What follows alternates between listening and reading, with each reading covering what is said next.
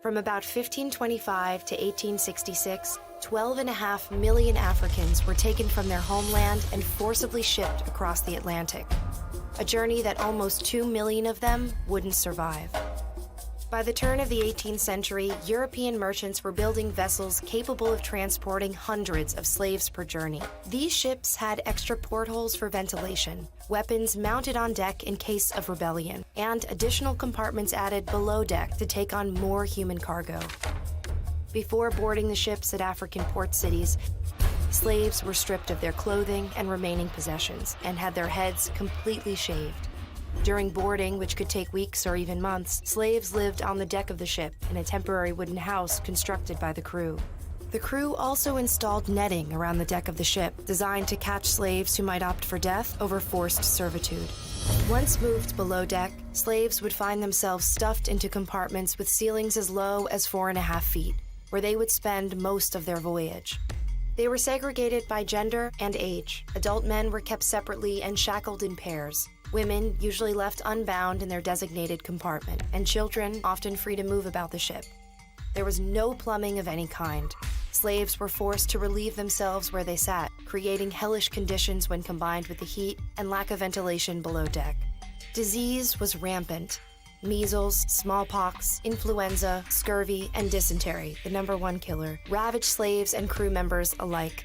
The slaves generally spent about 8 hours a day above deck, but were still separated by gender with a barricado, a reinforced wall that could be used to protect crew members in case of a revolt. Slaves were also subject to forced exercise, sometimes including dance and song for the entertainment of the crew. Disobedient slaves were tortured and beaten, usually whipped with the especially cruel cat-o'-nine tails, a tool designed to inflict maximum pain. Slaves who refused to eat their typical meal of rice and beans were forced to do so, sometimes with the speculum oris, a medieval tool used to pry open unwilling mouths. Women, while usually left unshackled, were raped and sexually abused by members of the crew, sometimes arriving in the New World carrying the children of their attackers. But it was the women, using their minuscule freedoms, who would often coordinate mutinies against their captors. But these rebellions were rarely successful. The true extent of the horrors of the Middle Passage came to light in a 1783 court trial over the slave ship Zong.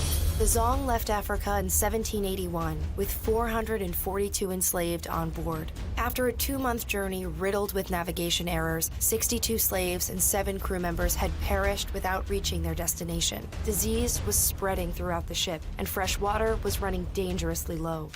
Captain Luke Collingwood was afraid of the financial cost of more deaths. Slaves that died of disease were not covered by the ship's insurance, but slaves who drowned were.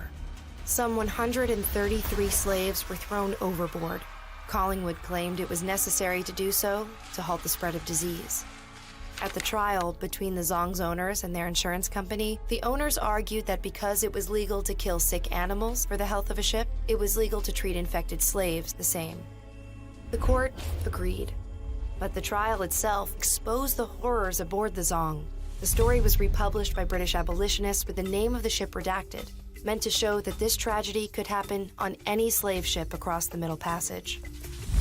24 years after the Zong trial, the slave trade was outlawed in both Great Britain and the United States. It would take England another 26 years, and the US another 58, plus a civil war, before the practice of slavery was banned outright.